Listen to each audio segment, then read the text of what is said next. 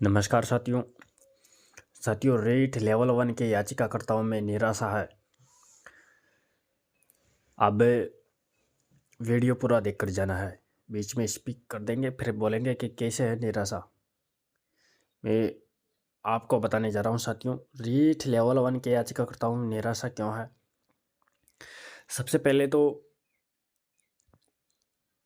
मैं आपको यह बताने की कोशिश करता हूँ साथियों, यह government of Rajasthan, office of advocate general Rajasthan, नए इनको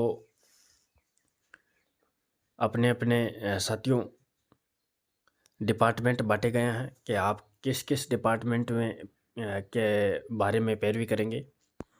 23 मार्च 2024 की ये नई PDF है।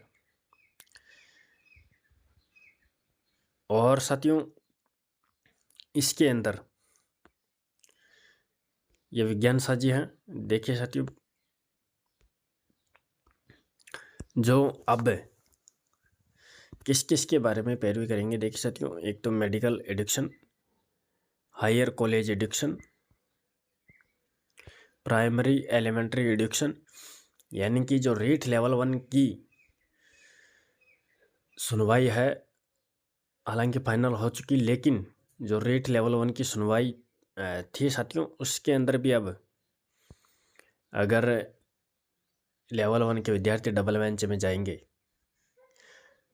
अगर केस हार जाते हैं तो साथियों फिर उनकी सुनवाई अब विज्ञान साझी करेंगे सरकार की तरफ से। याचिकाकर्ताओं की नहीं करेंगे, सरकार की तरफ से करेंगे। अब याचिकाकर्ताओं में निराशा इसलिए है क्योंकि विज्ञान साझी उनके वकील था। अब वह उनकी पैरवी नहीं करेगा, सरकार की तरफ से पैरवी करेगा, तो इस वजह से उनमें नाराज़गी है। और साथियों जो लोग ये कहते थे कि विज्ञान साझी कभी किसी केस में हारे नहीं है, उसका ताज़ा उदाहरण अभी RAS भर्ती का है साथियों। RAS भर्ती में विज्ञान साझी याचिकाकर्ताओं की तरफ से थे और वह याचिका खारिज हो गई। तो हार और जीत साथियों तय है। तो बिल्कुल भी साथियों जो विद्यार्थी ये कहते थे कि अब डबल बेंच में विद्यार्थी जाएंगे या नहीं, विज्ञान साझी तो डबल एजी बन गए, तो इसके बारे में भी मैं आपको बताना चाहता हूँ साथियों। जो वह लेवल 2 की गैंग है वह ज़रूर डबल बेंच में जाएगी और याचिका खारिज होने की पूरी संभावना है, क्योंकि ढंग से मजबूती से पैरवी नहीं की गई थी याचिकाकर्ताओं की तरफ से, और बोर्ड की तरफ से मजबूती से पैरवी की गई। सरकार का पक्ष भी बोर्ड की तरफ था, नियुक्ति प्रक्रिया वालों की तरफ, और एक्सपर्ट कमेटी की भी राय को मानना पड़ता है कोर्ट को, तो जाहिर सी बात है याचिका खारिज होने की पूरी संभावना है। लेकिन अगर याचिका खारिज होती है तो वही लेवल 2 की गैंग, कुछ गैंग है जो वापस डबल बेंच में भी जाएगी साथियों। पूरी तैयारी है उनकी। गुप्त सूत्रों के अनुसार सूचना मिली है कि लेवल 2 की जो कुछ गैंग है वो पूरी तैयारी में है। उनका ये कहना है कि हमें जीत हार से कोई मतलब नहीं है, हमें तो डबल बेंच में भी जाना है, डबल बेंच में भी हारते हैं तो सुप्रीम कोर्ट में भी जाना है। हम तो लेवल 2 के विद्यार्थी हैं, ऐसे कहना है उनका। हम तो लेवल 2 के विद्यार्थी हैं, हमें हार जीत से कोई मतलब नहीं है, और हमें हमें विद्यार्थी जो संदेश देंगे उनके अनुसार जाएंगे, ऐसा उनका कहना है। और उनका तो प्लानिंग यही है कि हमारे पास तो याचिकाकर्ता बने, हमें तो प्रॉफिट है, क्योंकि उन्होंने एग्ज़ाम ही नहीं दिया तो उनको तो प्रॉफिट है। उनकी तरफ से तो केस हारे या जीते, उनके तो अधिक से अधिक याचिकाकर्ता बने।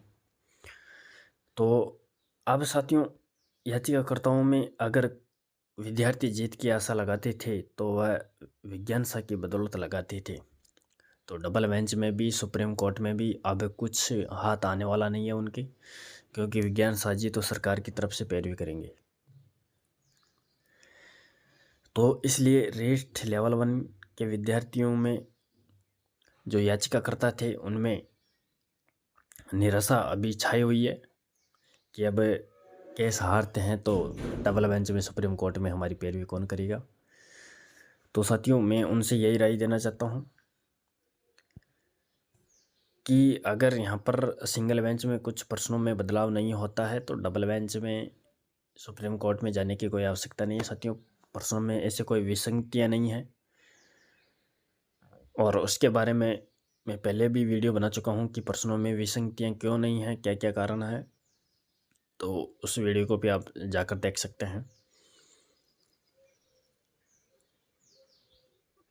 और साथियों, सभी का यह भी सवाल है कि फैसला कब तक सुनाया जाएगा। तो अप्रैल के फर्स्ट वीक तक सुनाने की पूरी संभावना है। मार्च के महीने में फैसला आने की कोई संभावना नहीं है। तो अप्रैल के माह में इंतज़ार करिए। रेट लेवल 1 के विद्यार्थी, तब तक ही उनका फैसला डलने की संभावना है।